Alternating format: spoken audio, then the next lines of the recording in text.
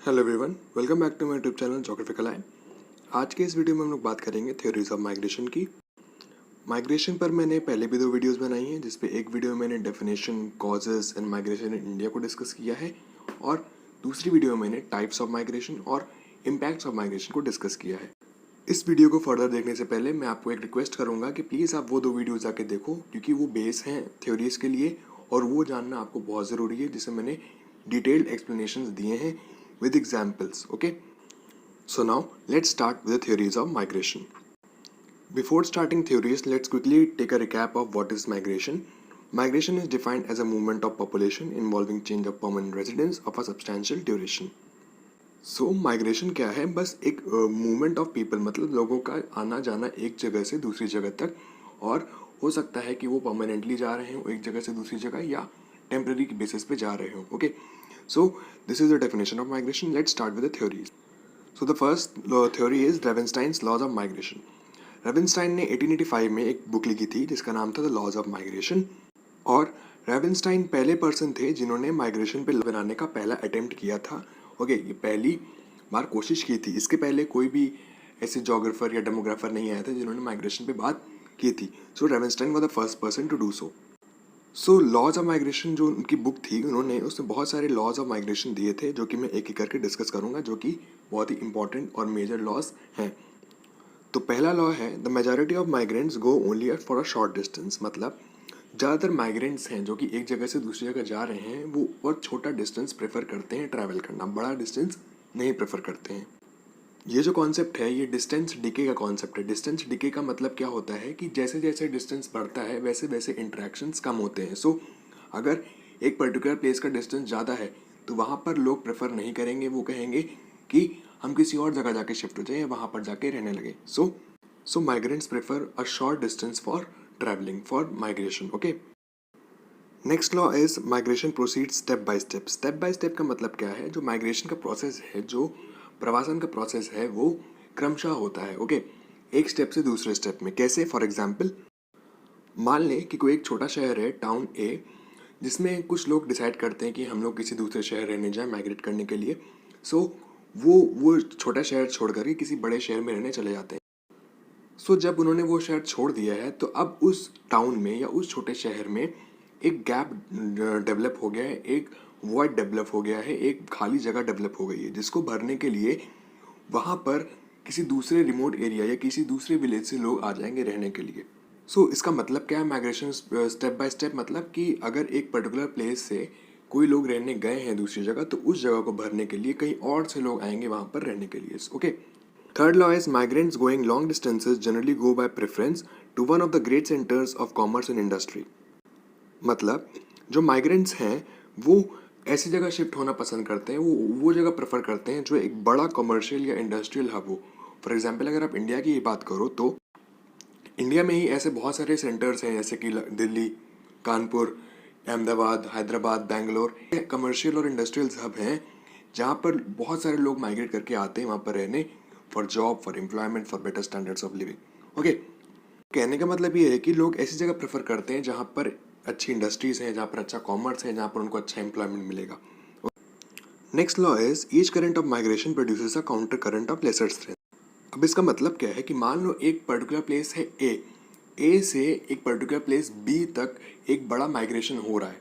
सो उसी time period में B से ए कंट्री में वापस से एक माइग्रेशन होगा जो कि ए कंट्री से बी कंट्री वाले माइग्रेशन के स्ट्रेंथ से थोड़ा कम होगा. इसको आप अगर एग्जाम्पल से समझो तो 1900 से 1914 के बीच में यूनाइटेड स्टेट्स में लगभग 13 मिलियन माइग्रेंट्स आए थे रहने यूएसए में, और उसी टाइम में यानी कि 1900 से 1914 के बीच में यूएसए से 4 मिलियन लोग वापस यूरोप गए थे लौट कर. ओके, सो यही मतलब है कि जब भी एक बड़ा सा माइग्रेशन होता है तो उसके ऑपोजिट डायरेक्शन में, मतलब रिवर्स डायरेक्शन में, एक काउंटर माइग्रेशन होता है जो कि कंपैरेटिवली एक लेस स्ट्रेंथ का या लेस इंटेंसिटी का होता है. Okay, next is the natives of towns are less migratory than those of rural areas.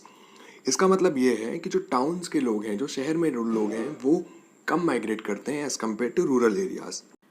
और प्रैक्टिकली भी देखा गया है कि रूरल एरियाज के लोग रूरल एरिया से शहर की तरफ माइग्रेट करते हैं अच्छी जॉब के लिए, अच्छे एम्प्लॉयमेंट के लिए, अच्छी फैसिलिटीज़ के लिए, साथ ही साथ अपने फैमिलीज़ को अच्छी एमिनिटीज़ देने के लिए, अच्छी एजुकेशन फैसिलिटीज़, अच्छे हेल्थ फैसिलिटीज़ देने के लिए लोग rural area to urban area migrate करके जाते हैं रहने के लिए, खासकर इंडिया ऐसे डेवलपिंग कंट्री में। Okay, next law is females migrate more frequently than males with the country of birth, but males frequently venture abroad.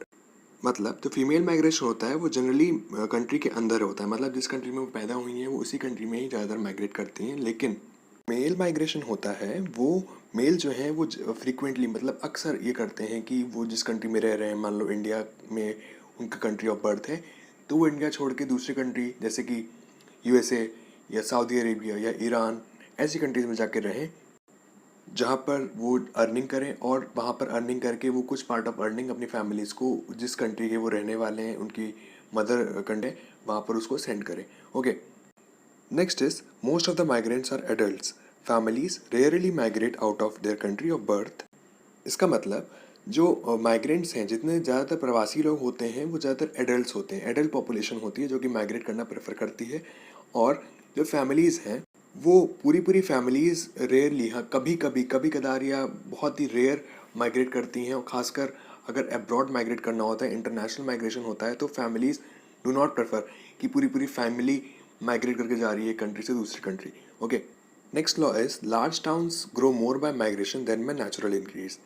सो ये लॉ काफ़ी एप्लीकेबल है कि जो बड़े बड़े टाउन्स होते हैं या बड़े बड़े सिटीज़ होते हैं वो माइग्रेशन के प्रोसेस से ज़्यादा ग्रो करते हैं इंस्टेड ऑफ नेचुरल इंक्रीज, मतलब बर्थ या डेथ के थ्रू। ओके, सो जैसे इंडिया में कुछ सिटीज़ हैं जैसे कि दिल्ली है, मुंबई है या कोलकाता है या मद्रास है, ये ऐसी सिटीज़ हैं जो कि माइग्रेशन के थ्रू ज़्यादा ग्रो करती हैं। यहाँ पर माइग्रेंट पॉपुलेशन बहुत आके रहती है, इसकी वजह से वो ग्रो करती हैं instead of birth rates and death rates. Okay, next cause and the last cause that is the main causes of migration.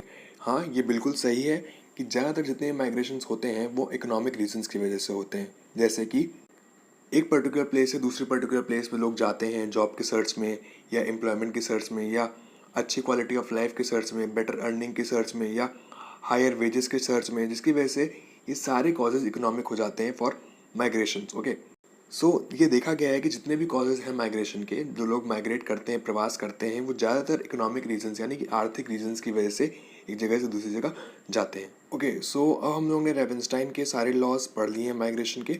अब हम लोग स्टार्ट करेंगे ग्रेविटी मॉडल, जो कि एक बहुत ही इंपॉर्टेंट मॉडल है for migration. Okay, gravity model को जॉन ओ स्टीवर्ट ने प्रपाउंड किया था और ये जो मॉडल है ये न्यूटन का जो ग्रेविटेशनल लॉ है इससे इंस्पायर्ड है। ओके, सो ये लॉ कहता क्या है कि the variation in the size of destination will influence the strength of their attractions. मतलब यानी कि जो डेस्टिनेशन एरियाज हैं, मतलब जहाँ पर लोग माइग्रेट करके जाना प्रेफर कर रहे हैं, जहाँ की सोच रहे हैं, तो एक माइग्रेशन उन डेस्टिनेशन एरियाज के साइज पे डिपेंड करेगा। तो ये ग्रेविटी मॉडल क्या कहता है कि जितना साइज होगा उतना ज़्यादा अट्रैक्ट होंगे लोग उस पर्टिकुलर प्लेस को लेकर। ओके, ये मॉडल भी डिस्टेंस डिके लॉ को ओबे करता है। ग्रेविटी मॉडल में स्टीवर्ट ने एक माइग्रेशन इंडेक्स दिया था जो कि न्यूटन्स के लॉ ऑफ ग्रेविटेशन से काफ़ी सिमिलर है। माइग्रेशन इंडेक्स क्या बोलता है कि माइग्रेशन इंडेक्स यानी M I is equals to K into, K मतलब proportionality constant, K into P1 into P2, sorry यहाँ पर थोड़ी प्रिंटिंग मिस्टेक होगी, P1 इंटू P2 होगा। P1 stands for population of settlement 1 and P2 stands for population of settlement 2। जो migration का attraction है, migration index है, वो दोनों ही सेटलमेंट के पॉपुलेशन के साइज पे डिपेंड करेगा, कितनी उस एरिया की पॉपुलेशन है।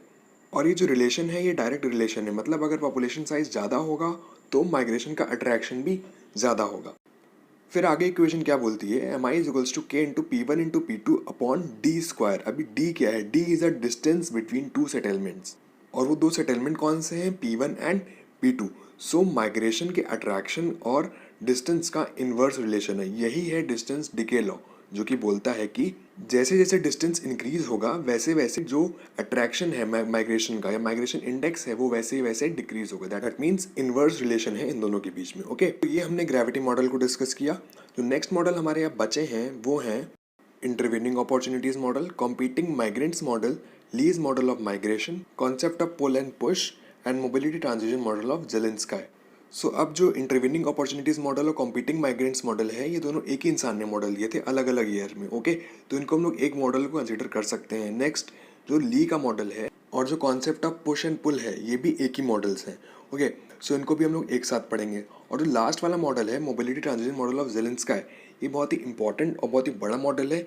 इसलिए जो लास्ट के मॉडल्स हैं इंटरवीनिंग अपॉर्चुनिटीज़, लीज और मोबिलिटी ट्रांजिशन मॉडल, इसको हम नेक्स्ट वीडियो में डिस्कस करेंगे आराम से और with examples and proper explanation. So stay tune for my next video on theories of migration, जिसमें हम 3 बचे हुए मॉडल्स को डिस्कस करेंगे। ओके, अगर वीडियो पसंद आया हो तो please like my video, please share my video and don't forget to subscribe to my channel and also press the bell icon for the latest notification. Also if you want to connect me through social media, click the Instagram link given in the description.